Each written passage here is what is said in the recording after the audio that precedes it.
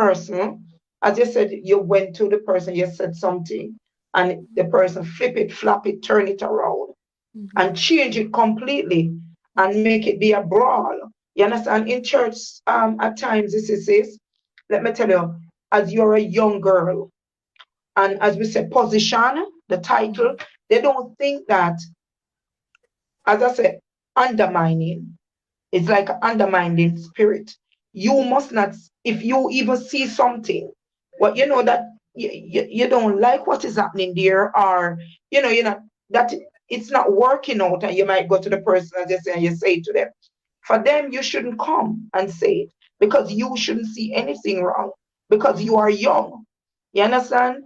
You are young, and whether you are young, whether you are old, whether you are middle age, you understand? God has given you wisdom, and He has given you understanding. He has given you knowledge.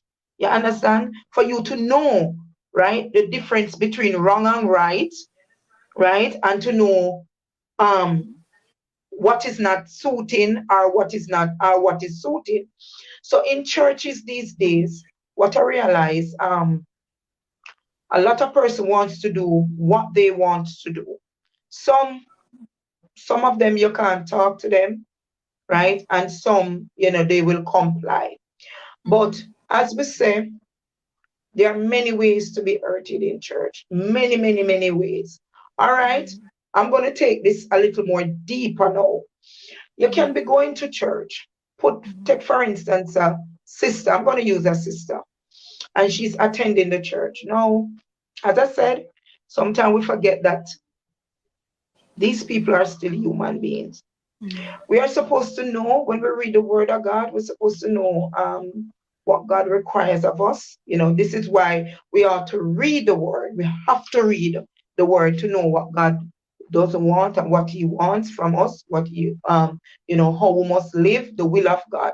So this is why the Bible is our textbook, our maths book, our English book, our geography book, and all the books you can think of for our salvation.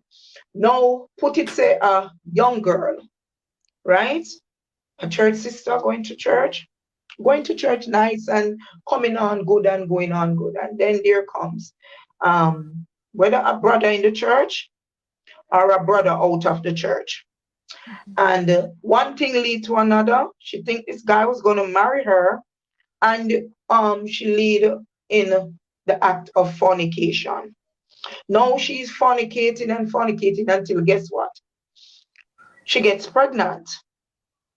And when she gets pregnant, now what happened is we are not agreeing with fornication, right? Because the word of God talk about that. But guess what happened? That is your church sister. Yep. She is your church sister. He is your church brother. So what are you going to do? You're going to call your church sister and you're going to talk to her. You're going to counsel her, right? And encourage her. You are going to tell her that, guess what, sis? You shouldn't have done that. You shouldn't have done this. You know that the word of God says this and says that. But nevertheless, my sister, it's already happened. All right? Talk to God. Who am I not to forgive you for this? God, you talk to God, God has already forgiven you. Okay? And instead of me doing that, or instead of us as Christians in the church doing that, we start to bash, we start to tear down, we start to say all manner of evil, we start to do this, and we start to do that, I will forget so we are human beings too. I will forget so we do make mistakes. Maybe it's not fornication, right? Maybe it's a lie, right? Maybe it's a lie. Maybe one day we take up something what don't belongs to us. But because that sister, right, the pregnancy came. So the pregnancy came would us expose her in a way to know that she was fornicating, right? She's not married. And then instead of encouraging her sister and showing her love and tell her that this is not the end of it. This is not the end of it. I'm going to pray with you. I'm going to pray you through this. And then you talk to, if you can get the brother to talk to and talk with and encourage him, say, guess what?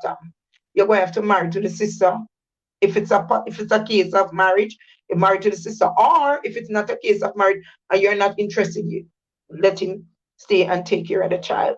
So there are many ways. There are times when people accuse people in church wrongly. They don't know if it's if something goes on and them accuse them.